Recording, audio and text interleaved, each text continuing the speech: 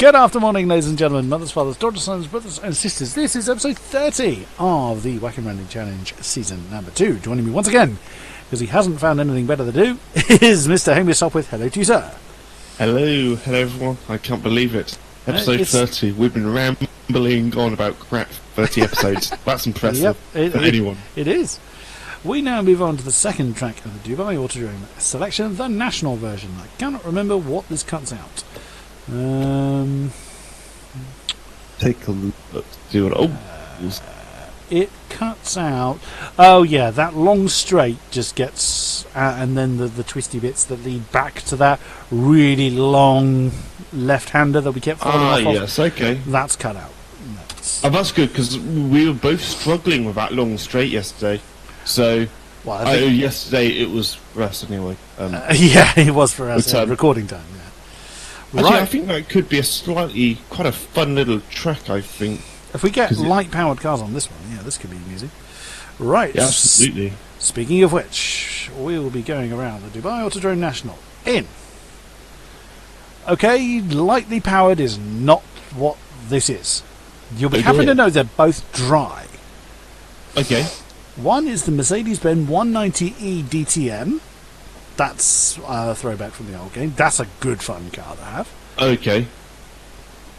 I want to declare a veto on this one. Okay, go on. The Dallara IR12 Honda, the Speedway version. Okay. Could we change it to the oval of a road version? Strictly speaking, we'd have to re-roll both of them. And the weather, which I don't want to do because they're both dry. You know what? Screw it. Let's keep it, because we actually found at low speeds those cars aren't too bad. Remember we did it in Cladwell? We did, didn't we? Yeah, we did have Cladwell. Speed. Yeah, you're still sticking with Cladwell. Damn it! Yeah, I don't know what it is. Jesus. You keep your simply sausages, sir. That still makes me giggle. That right? I think we found that actually the Dallara the Speedway version was not too bad at low speeds. At high speeds, it's awful. It's up to you though. If you want to re-roll, I'll go along. No, because I want to do that. I want to do that DTM. I just love the idea of trolley races. Yeah, we have been stitched a little bit. It's not in night though, is it? One of them is. Okay. Where's light cloud in the day? I think it's light cloud day, light cloud at night and light cloud in the day. So. Okay. The DTM is DTM's in the dark, so that one's going to be the one with headlights. Okay, that's good. Because actually, we thought the track was going to have good lighting, but it didn't, did it? So no, it didn't seem to have. God, it's so difficult in the fog. Like literally, as soon as you started to pull away a little bit from me, and I was sort of mid-pack or cleared the mid-pack and was trying to close it on you, I just I couldn't. Like, night driving is a lot about following the driver in front rather than looking at the track. It sounds really bad, but that's how it is. Our opponents is a bit of an interesting one. I'm having to reset all of the realism stuff because, for the purpose of the recording, me and my co-commentator for the upcoming Season 8 GT3 races, which hasn't been announced yet. Fizzy. There's always a yet, isn't it? It's going to be me and Fizzy that's going to be commentating on the Elite, so that's going to be good fun. I'm going to be the race director, and it was this that we were double checking how it works, because we've commentated solo on, well, not commentated, we've spectated servers solo, but we haven't been in a server where someone's had the director and someone's had the broadcaster assigned to them. So it's pretty much exactly as you would expect. I feel like I've got more pressure now. I really want to get into Elite this season. I've put a lot of practice and time into it, and my time's looking solid. If that race you and Fizzy did I would have got 8th fastest in my base lap, and I'm in top 10 in terms of qualifying. How many drivers can we have up to? Do you know? I don't know. 30? There were 29 in the one that we just did, so... Oh, right, okay. Well, you're in good stead then. I think I'm 50-50. I think I'm either top of whatever the next one is, or bottom of Elite. We will see. Right, that's what. Right. Our classes are interesting this time. It's oh no, hang on. Let's change the car first. I was reading that. Mercedes-Benz 190e 2.5 16 DTM. That's a Group A car, so that'll stick like mad. That's going to be good fun. We have got where are they? Track Day A, Track Day B, and GT1. We haven't a hope in hell against the GT1s. But the Track Day one should be interesting. It of course always depends on the mixture it gives us. Right, in you go. I love this car though. I've never driven. I might actually. I can't remember. If you've not driven this one, you're in for a treat. Oh, I've got an Aston. You got an Aston? Oh, what car is it? We're Group A Merc. Oh, you've gone for the Track Day A Aston. Yeah, good. That was the Vulcan. Good luck with that thing. Wonderful in a straight line, but it will not turn. Yeah, I haven't driven the Aston, so it's hard work. That thing. It's very hard work. I'm going to go with a red one. A wed one. This livery reminds me, sort of the Opel. I can't remember what it was, touring car in like. You are talking about the Opel Manta. Possibly. Yes, I know. From like the 90s or something like that. I know exactly the car you mean. It was the Opel Manta, and it was a destroyer. It was such a phenomenally quick car. Beautiful looking thing as well. Yeah, I loved in Gran Turismo 4. That was my favourite car in the game. Very short lived though. Didn't last too long. Was in rallying as well, I think. The Opel Manta. Yes, it was a fantastic track car as well. I used to love. Oh yeah, it was a wonderful car. But it didn't last too long. It wasn't used very much, if I recall. What have we got? Oh, we actually have a mixture of cars this time. Oh, nearly even. 9 Group A's, 8 Track Day B's, 9 Track Day A's, and 6 GT1s. I'm pleased about that. That's nice. It's really annoying how sometimes we get these. Oh, hang on. There's oh dear. There's qualify. Oh, ass! Out we come, because we know it's not going to work if we try and skip. No, well, no. Last time we had this. Do you want to check with damage and stuff? Well, yeah, I remember to check damage. It's just qualifying stuff. Yeah, it's just because it's just a flick of a button, isn't it? Yeah, it's really so. It's daft in a way. Sever's back up again. It's daft, really, that your own settings get altered to the same settings of the server you just left. I find that a bit strange. It is odd. Yes, it's took me in the Aston. Oh, put you in the Aston again. Yeah. I mean, you could drive that if you really want, but no, it's because alphabetically it's the first car that comes up. I think. Yeah, that sounds about right. Doing that. Right, let's hope we get a similar mixture this time.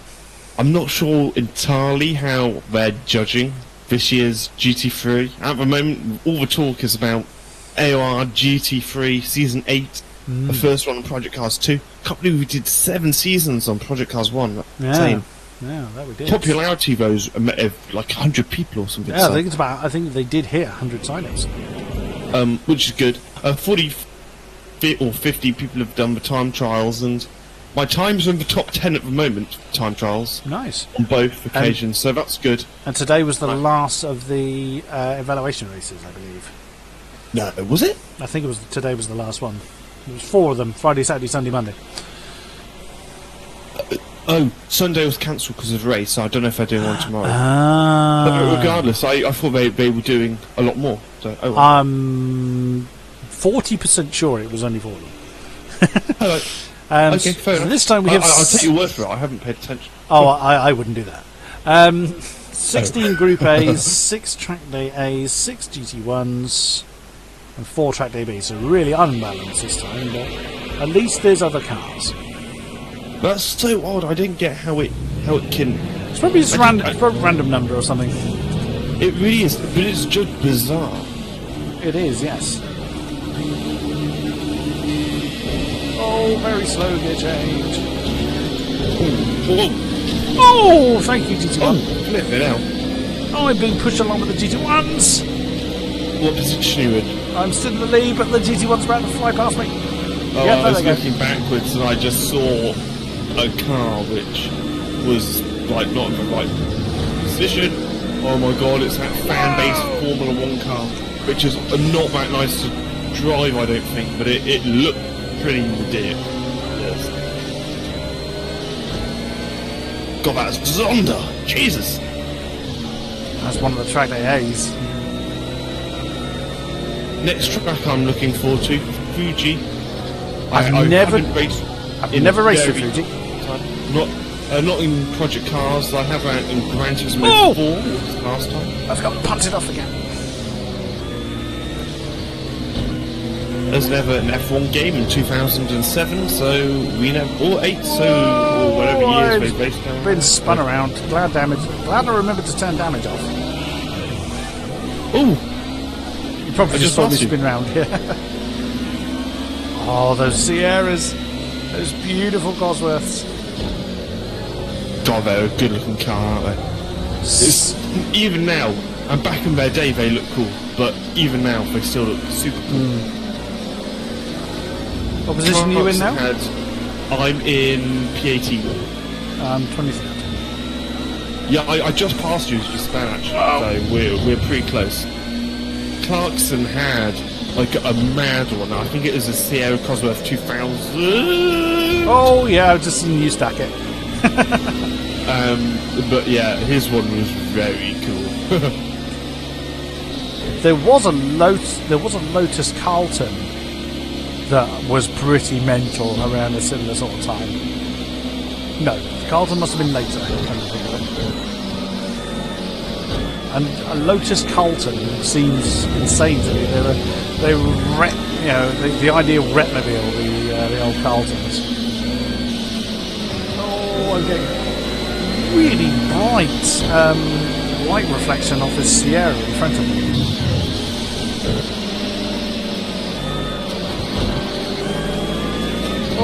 I think the driver grades must be unrealistic. They are. I can only choose. No, I'm round again.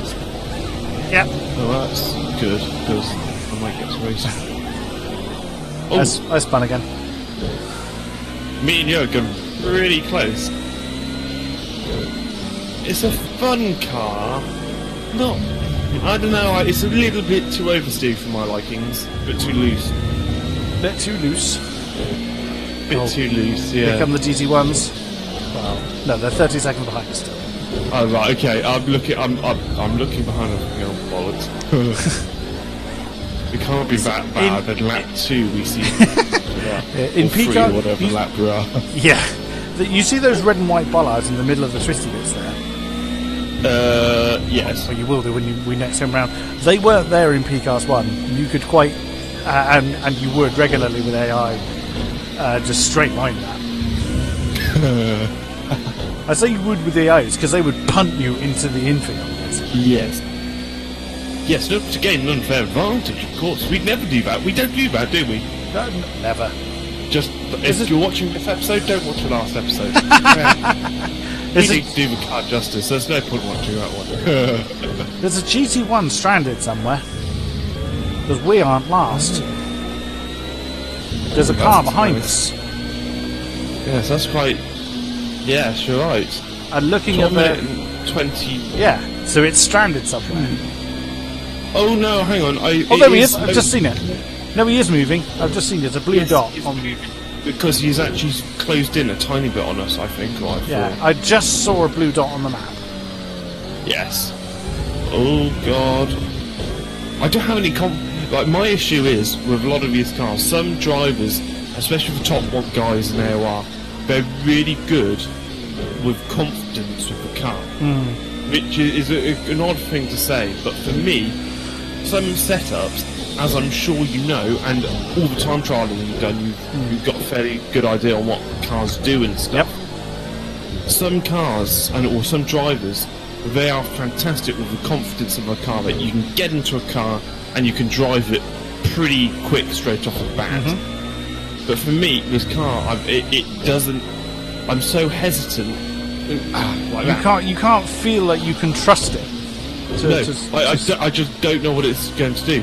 And it honestly, it loses me about 5 seconds. It's the same with a bad setup. If I've got a setup I'm not comfortable with, regardless on whether if someone else can go quick in that setup, or if it should be a quick setup. I lose so much confidence in the car, and because I'm second guessing it well before I'm even braking into the corner. I know exactly what you mean. Again, in time trialing, there are some cars I just cannot push properly because I do not trust that the damn thing will stick. Like, normally what I tend to do is I just end up not, like, lifting off, and then the car I know is should react in a fairly sort of normal way in terms of it should just slowly go around the corner. But, in the Ferrari and stuff, I know exactly what's going to happen if I do something. And I know, like, if I've either, been braking too late or if I've hit the throttle a touch too early, I know the moment I've done that, and I know how to correct it, which is, really crucial. But also, we jump in and drive these things. We don't set them up. We don't spend hours learning their little nuances. Any of the GT3 drivers will know the broad characteristics of their cars in any given situation. Yeah, of course, there's going to be little specifics of the car, of the track you're in. Track you're on. Yeah. But if I push this car too hard, the tail is suddenly going to let go. You know that if I start being silly, the nose is not going to bite. We don't have that luxury. Here come the GT1s. Overtaken. There's no point in even trying to keep them high. Hang on, I recognise the guy. Is he called Francesco Czech or something? Who? The guy who's just overtaken you. Yes, Francesco Cinque. He's on my friends list on Steam. What? I think I'm going to check after. I'm sure that's what his name is. Well, Cinque is 5 in Italian. Okay.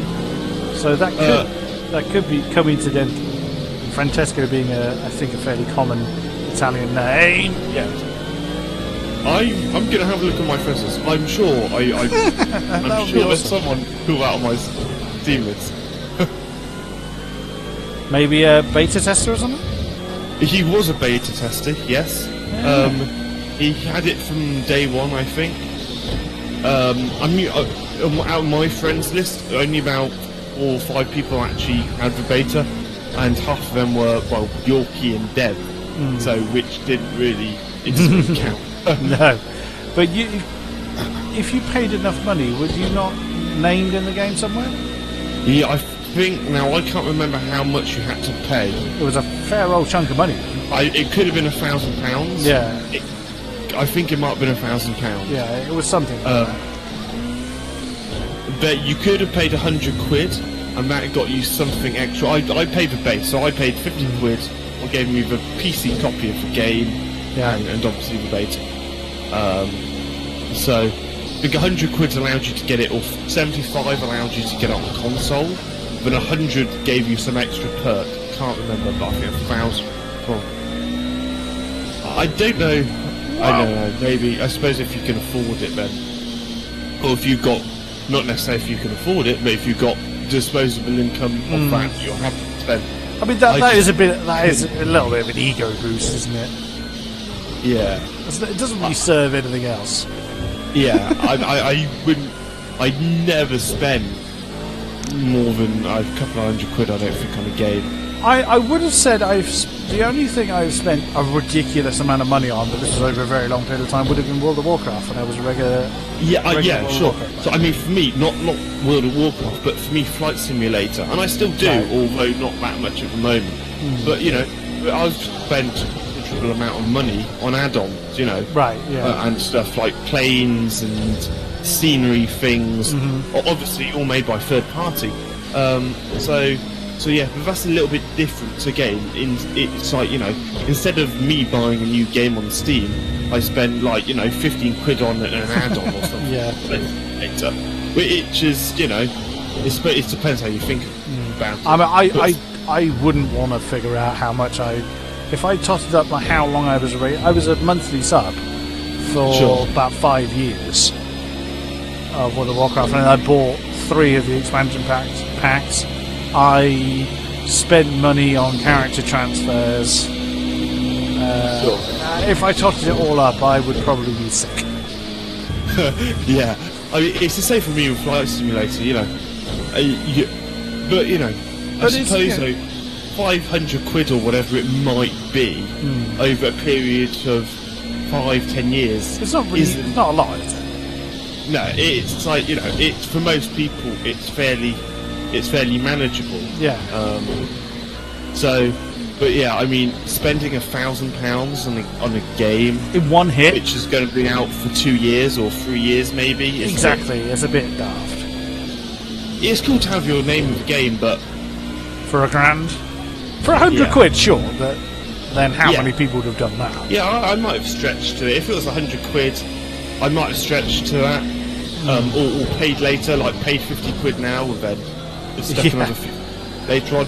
Because we could still, even when the beta closes, we were still able to, like, obviously pay more up until about a couple of months before the game. I think it might have been like January of this year or whatever it was. We were then stopped from paying any extra money. Yeah. Well, I think we could pay extra money, but the perks wouldn't apply. Whatever. Spell it. Oh, right. Whereabouts are you? Everyone's streaming into the pits. It's I just got the pit logo thing up. Oh yeah. I feel like I've just started to gain confidence. Okay. Oh, but hey, oh well. There you It's are. a fairly fun car. I wouldn't say It's it not was... a good track for it though. No. You'd need a better track to really enjoy that car properly. Right. But I think if you perhaps got a bit more of a stable and you got to know the car a bit better, I could see it being really good. Maybe. Right, Honda. Let's do the road one. There's no point us doing the speedway version here. We would do about 2 laps in the entire 10 minutes. I think like the thing what really frustrates me at the moment with oval race what's the game we're playing? Project Cars is I'm sorry, I have to restart the game otherwise. Oh yeah, of course. The thing that really frustrates me is the fact that especially with Indy cars, and this really applies to IndyCar. You can have a race with oval and road cars all in the same category, all in the same lot, which is really annoying. Oh, hang on, It's giving you that track there. Oh, what was it? The Chevy or the Honda? The Honda. Road. Go for the road one. Ooh. That's not a pretty livery. No. We like it. Liveries. Did you say these were official ones? They are official, yeah. Cool. Still not a nice livery, that yellow one. AJ Foyt Enterprise. Oh, that's the one I've gone for. Number 41. Andretti Autosport. Yeah, so we have the DHL sponsor. This red one's cool. I prefer the Chevy liveries. The chrome Pence car, I think. I think that looks quite cool. You're not biased. No, I'm not. In all seriousness, it does look quite. I used to it love. It does look very nice though. Look, the chrome and the red. Oh, God, that look good. Someone set a time of this car here. Nutcase. That's worse than me. Actually, it isn't if you decide to do time trialing around here. Well, yeah, or if you're time trialing like just the Indy cars or just the GT3s. But no, So that's do you- not. What? So I have Sorry? interest. Do you time trial both types of IndyCar? Yes. So how have you found the difference with both of them? Have you? Huge. So you found it noticeable and lap Oh time? God, yeah.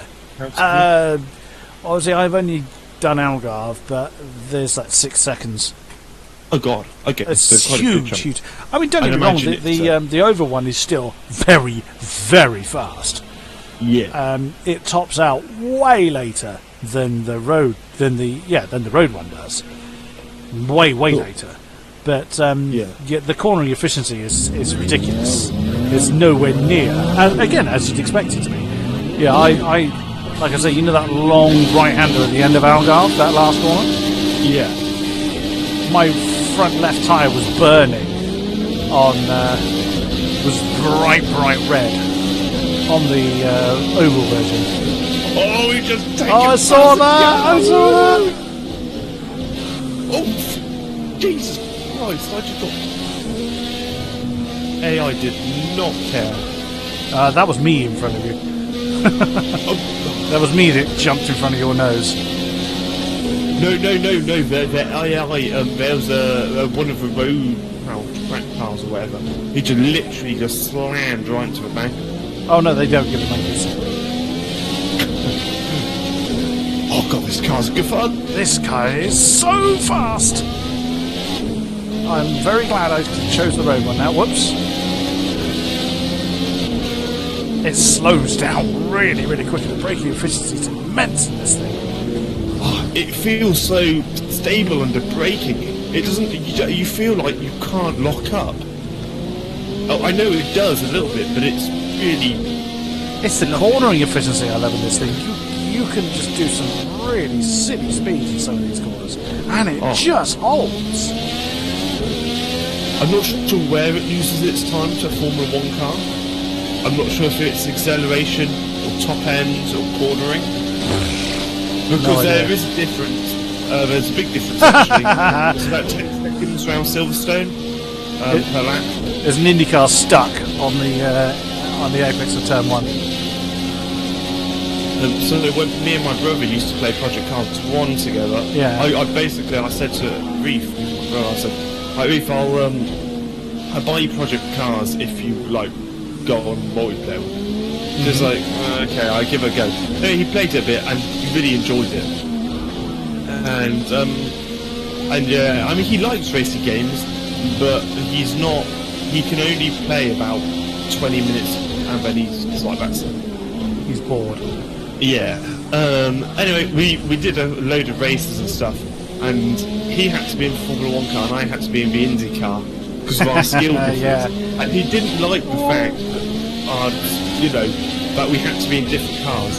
But unfortunately, like especially when you sort of know what you're doing, it's like the speed difference It's huge. ridiculous, especially for a newbie. Where are you? Oh, there you are. I'm in 5th. I'm holding my ground. I've just lost the lead. Oh, that's off. I'm just trying to get to learn the track with the car. Whoa, damn! Whoa! Jesus, you came up. I'm going to slow down and let you close in. Because I'll have a bit of a race in the open wheel cars. I'm going to try and hold up the pack. Whoa! The thing I like about these cars, especially in multi-class, you have the power and the speed and the cornering grip to really be able to get yourself out of like tricky situations, which I love. Where are you? P4. Oh, bloody hell, miles behind you. What position you in? 13th, but I should be able to carve my way through these guys pretty quick.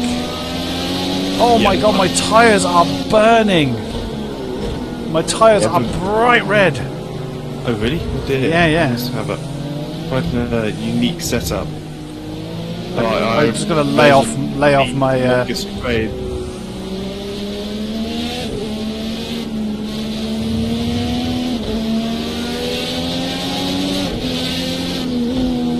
Be a bit kinder on my car for a few corners.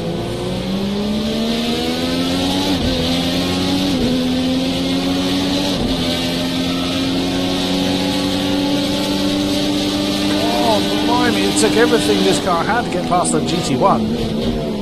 I know.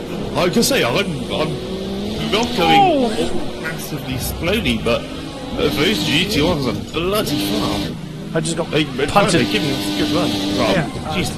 Yeah, same. I now can't about get you? going again. I'm falling through the field. I'm now 18th.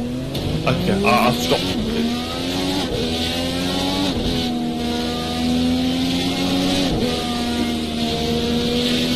Up and running again.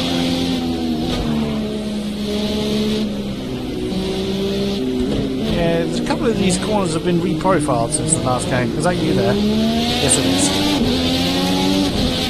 Go on, you're ahead of me, so go on, you go ahead. My head? Yep.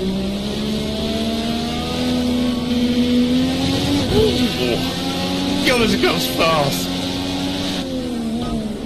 Oh. Don't worry, I'm a professional. A professional what? Just don't ask. Yeah. Oh. Your favourite manoeuvre there? No, jeez, you'll be a hacker then. Jeez.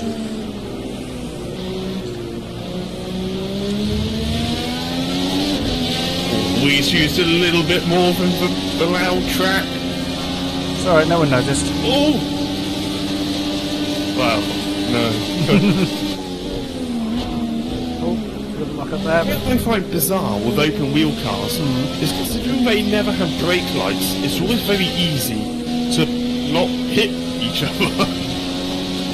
Do you find that or No. not? No, I don't find that at all, I'm afraid. Oh, okay. But then I'm kind of used to more your GT style of car, so Like, so you're I'm far more very used to, bad. yeah, you're more used to anticipating the behaviour of a single seater than I am, I would imagine. Which is sometimes my downfall in GT3 because it's completely the opposite. Because Yeah, you yeah. have things like brake lights to show you. Oh, that's off. Clunk. Oh, hopefully that's not. Are we fairly? Oh, hello. Just, I was thinking, that's saying 0-0. He's got to be close somewhere. Oi. Yeah, it's just annoying having this massive blind spot. Splot.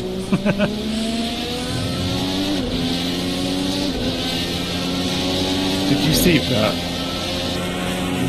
No, what, you? No, I didn't. Oh, right, okay, good. It was an idea, it must be said. I will see it when I watch the episode back. And Watch then I will forget to criticise you on it. Yeah. Do you tend to watch your episodes back then, or Sometimes. if you have time? It's more of a review just to make sure that I haven't been an idiot and forgotten to change the scene. So I've uploaded a completely blank video. I've never done it. Yes. That's more what it is. It's just making sure that the frame rate hasn't just suddenly died. Well, the OBS is on my other monitor. I'm not looking at that while flying along the road at 150 miles an hour. I can't get out the corner right. It's so annoying because of this twisty section. Whoa! I'm just trying to get past you. Whoa there! Oh, you've lost it, and I'm sort of taking the piss following you. Oh yeah, I know what's going to say to you. You know when you're talking about the hard tyres are no good and the soft tyres just... Oh, yes. sorry, the soft tyres burn out. Yes. I asked about that Right. in the lobby today, and it's to do with track temperature. Because Catalonia has been run at like 55 degrees, I think it was Perry Gromstra said that the soft tyres just burn out within a corner, and that's exactly what you said. Yes. They melt, but in lower temperatures, they are the tyre to have. Okay, that makes sense. In fairness, I have tried the soft tyre. I think you did also say something about temperatures. I saw that. Well, I just want to give us 1 minute, okay? Yeah. I Oh, dear, you could not notice that. But yes, it is very... Okay, that makes sense, because I have used the soft tyres in other tracks, and I thought they must have screwed up with the latest patch. That still was very odd. I mean, I I just find it odd that there's nothing you can do to make the soft tyre work. But also, apparently, it's something to... Or this is what Yorkie was saying, but Perry Gronster was disagreeing with this. Was in GT3 racing, or I don't know whether he means in general or at the moment, basically they only run hard tyres.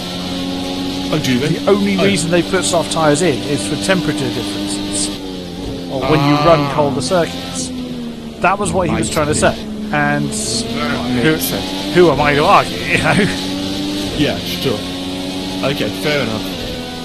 But yeah, I mean, it was interesting that Perry said exactly the same as you, that the soft tyre just burn out within a corner of Catalonia at 55 degrees. Well, it makes sense because the other track was Laguna Seca, which is even hotter. Which is even hotter, yeah.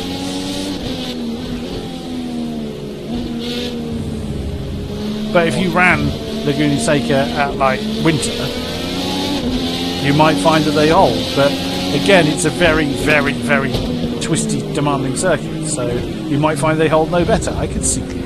Oh, you bugger! Like an absolute pro. Oh, you didn't spin, did you? I did. Nothing to do with you. Was that?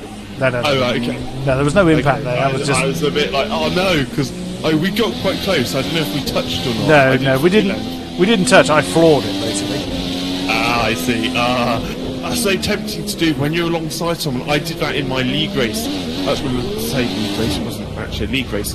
I did that in the evaluation race. It's so tempting when you're alongside someone. Think, ooh, I just floor it. I just get back ahead and off that. Where were you? Like I'm in P14. Oh, you finished then. The leader is a car behind me. Oh, I'm on the cooldown lap. So he's lapped. So the leader lapped me. So we had the same happen in reverse that we had happen on, was it lap episode 1 or something, where you got lapped by the leader. You couldn't then finish the lap, and I was still going. Yes. And that's what just happened to me. I was on the cooldown lap. Oh, that was really good fun. Now, as odd, I've retired, but in theory, because I should have finished in front of you, because you had finished that lap. I had done more race laps than you. Yeah, you had. That's interesting. But if you retire, you retire. You push the button. Which is fine. It's not like a criticism or anything. An observation. But I know in Formula 1, that is what happens. You would just keep the position of that lap. Yeah. But, you know, that... And that is it for this episode. Thank you very much. Like, subscribe, comment, and all that good stuff. And we'll see you again soon. Bye-bye. Bye-bye.